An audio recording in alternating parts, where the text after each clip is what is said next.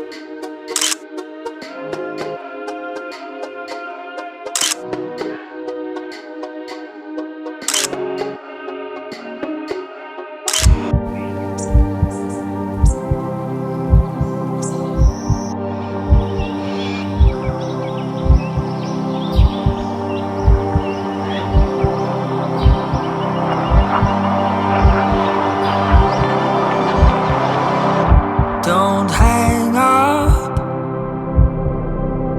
Can we be friends again? I give up.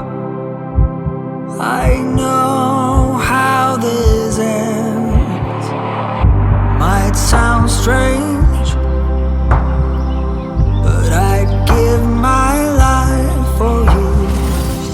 Nothing's changed. I just ran away from the truth. One of us makes a mistake.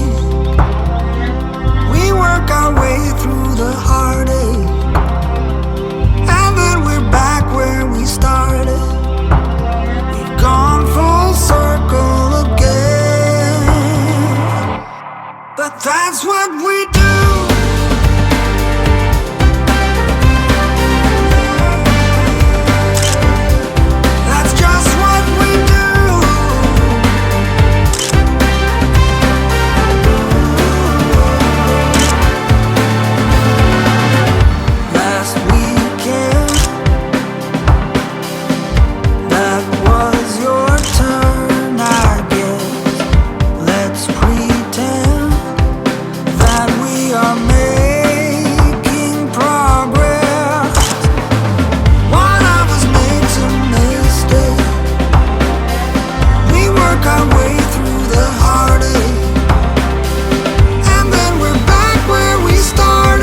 Welcome back to the studio, little buddy. Alright, so I think in the last video we proved that this drone is a very capable little video drone. But what we haven't talked about is the Mavic Mini 2 for photography. And that's like 49% of what I do. So right now we're going to talk about how good these photos are that you see behind me and right here and up on the screen, and everywhere I could put a photo, it's going to be there. So I've been super impressed with this drone and its video capabilities, but I've also been kind of surprised with how good these photos look. And while it doesn't have a lot of megapixels, it doesn't have a big sensor, it doesn't have the best dynamic range, and is not great in low light, for all the don'ts, this thing is pretty amazing. In terms of spec, this thing is sporting a 12 megapixel camera, which is about the equivalent of an iPhone from the iPhone 11 earlier. It has a little smaller than a 1/2-inch CMOS sensor, which is the exact same size as the sensor on the Mini 1. It's got a fixed focal length of about 24 millimeters and a fixed aperture of 2.8, which is pretty great. It shoots in JPEG and RAW, which, as I said, is a game changer because you have to play around with the photos so much in post.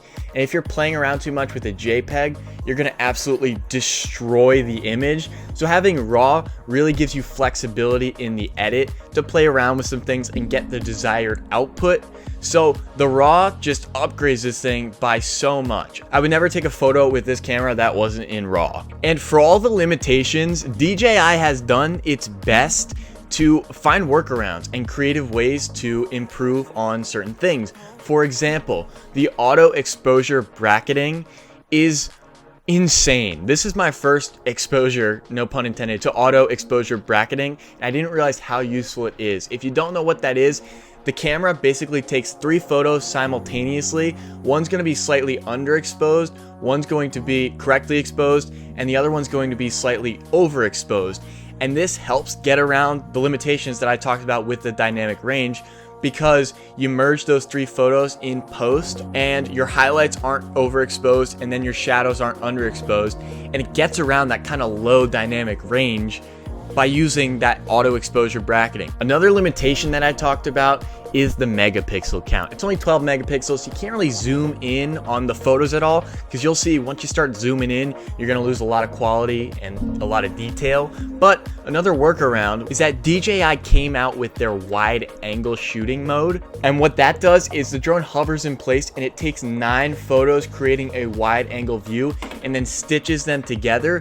So you're really getting each one of those little frames is 12 megapixels, but it's 9 of those making up the whole thing. So it's increasing the megapixels by a ton when you look at it as a whole.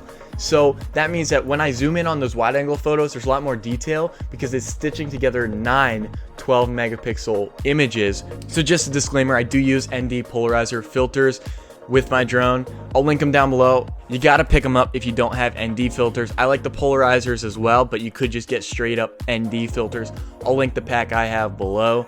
So pick those up, but that's just my disclaimer. So now let's look at the photos. So the first photo that we got was actually on my first flight of this drone. This is the photo I teased in the last episode of this series. Shot this in RAW, so I'll show you the RAW version and then I'll show you the edited version. I use Lightroom, so I edited this, but I was super impressed with this. I mean, look at the light rays that are just cast on that hotel there. Next up, we went back to the same location a few days later, different lighting conditions, so we tried out some things. The first one was sunrise, this was sunset, and we got a little closer, a little riskier with the drone because we were a little more comfortable going further out over the lake.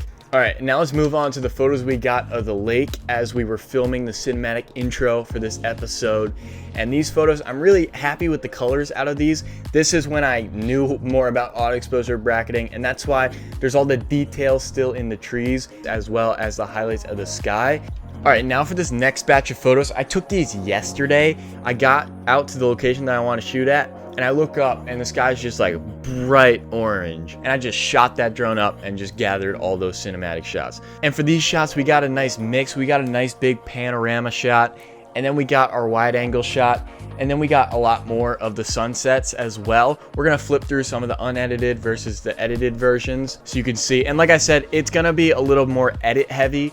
These are gonna look a little different than they did inside the camera because, like I said, this drone takes a little bit more pushing around in post to get it where you want it. But like I said, you're shooting in RAW, you got auto exposure bracketing, you could do some things to get away with a little bit more editing and post-processing. All right, guys, so that's all the photos. I'm gonna toss the Google Drive link in the description with a bunch of raw photos so you can play around with yourself. Maybe slap your own LUTs on there or whatever, so you can kind of test out some things and see if these raw photos would work for you. And I'll just give you a little more flexibility. You can even post them if you want. All I ask is that you credit me if you do decide to post those photos. I'm also gonna try and put some unedited drone clips in there as well, so you can play around with those as well. You know, I just want to give you guys the best feel of this drone if you are deciding to buy it, or if you already have it and you don't know how to edit or whatever. I just want to give you as much to go on. I'm also trying to develop my own LUTs for the Mini 2, like specific to the Mini 2, because I haven't seen anyone come out with specifically Mini 2 drone photography, LUTs for Lightroom. So I don't want to put anything out yet because I want to make sure that they're rock solid, and I've tested them out on like hundreds of different photos before I put anything out. But what I'm gonna do is try and toss a free LUT in that Google Drive link as well. I don't know how I would, because I think I have to make it an XMP and then convert it. We'll see. I'll try and get it in the Google Drive link or get it to you guys some other way. I might have to, I don't know, email it to you or something. But I'll try and toss in the Google Drive link, or you'll see something in the description that'll get you guys to that free LUT. So if you got value out of this video in any way, don't be afraid to hit that subscribe button. And also feel free to hit that like button, maybe comment something below for the YouTube algorithm. It's all a game you got to play, you know, to rank in search. You guys are my ace of spades. Some of you are jokers. You know who you are. Put yourself in your own categories. All right, guys, thank you for watching this video. See you guys in the next one. Maybe some more main 2 content or some other content that I'm working on. Who knows? I don't even know when I upload or post. We'll see. That's why you got to hit the subscribe button, turn on the notification bell so you're notified when I upload, because I don't even know when I upload, and it's kind of sporadic and random. I'll see you guys in the next one. Peace. Woo! This is what happens when you drink Red Bull right before recording. All right, guys, good night. See ya later. All right. Woo! Also, if you don't like the studio, don't worry. It'll change. It changes every single time because I'm super indecisive, and I literally move my desk around to 1,000 different places. All right, bye guys. Catch you in the next one.